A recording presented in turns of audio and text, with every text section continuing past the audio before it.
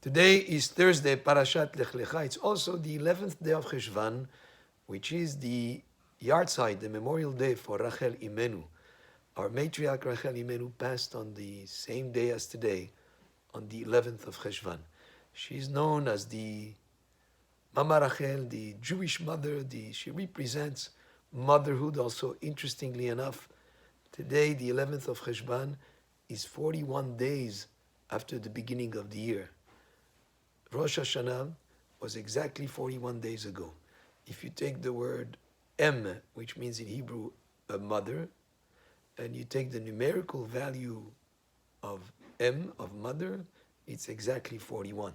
So we come to this 41st day of the year, and we come to the day that commemorates and highlights as a person in our history, Rachel Imenu, Rachel, our matriarch. But it's not just someone who lived thousands of years ago. It's a person that continues to care and to intercede on our behalf of the Jewish people generation after generation. She was buried in Bet El, which is not in Me'arat HaMachpelah, like the rest of the patriarchs and matriarchs. You have Abraham and Sarah, Yitzchak and Rivka, Yaakov. Rachel was really the wife that he wanted to marry first. So he's buried in Me'at HaMachpelah with Leah. But Rachel was buried in Bet El, which is on the way out of Jerusalem, as the Jewish people were leaving Yerushalayim in the first exile.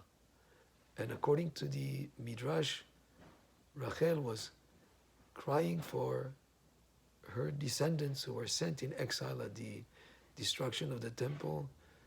And the Navi says, Hashem tells her, Mini kolech mi bechi, please wipe out your tears. There is a hope, because v'shavu banim ligvulam, your children, your descendants, the Jewish people will come back to ligvulam, to their borders, will come back to be in the land of Israel. And the idea is she represents a caring mother who's able to intercede on our behalf also because, according to the Midrash, what she did with her sister Leah was incredible act of kindness, a merciful act to save her sister from embarrassment.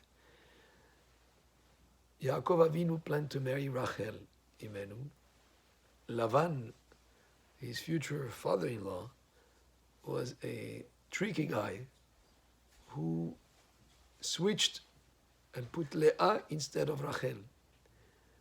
When Rachel saw that coming, even though with Yaakov she had a kind of a password, a sign that to make sure that he knows she's the one, to save her sister from embarrassment on the night of the wedding, she gave the password, she gave the symbol, the signs to Leah to save Leah embarrassment.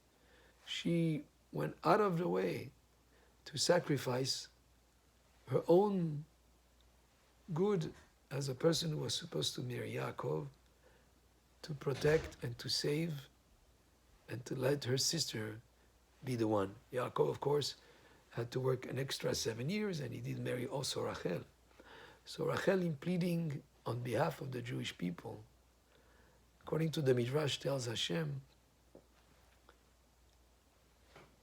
what I did for my sister Leah is beyond, it is the exact opposite of jealousy, is doing for someone just to save him embarrassment and being merciful and being forgiving. You also, Hashem, please forgive the Jewish people, even though they brought idols into the holy places. Forgive them, just like I let things go with my sister Leah. So she was best placed at making that plea on behalf of the Jewish people. And that's why she was buried there in Bet El on their way out from Yerushalayim. But generation after generation, at her kever, at her tomb, people go and pray to Hashem that the zechut of Rachel Imenu, and what she stood for, a mother that cares for her children, and all of Am Yisrael look at Rachel Imenu as our mother, that she should always intercede on our behalf. And today we remember her, we think of her. She was a very special person. She gave Yosef and Binyamin to Yaakov, that were two of the tribes. In the portion of Binyamin was the Bet HaMikdash. The Holy of Holies was built in Bet HaMikdash, was in the portion of Binyamin. And Yosef had Ephraim and Menashe, that when we bless our children, we say, Simcha Elohim ke'Ephraim v'chi Menashe. These were the children that Rachel Imenu gave the Jewish people. Baruch Adonai le'olam, amen ve'amen.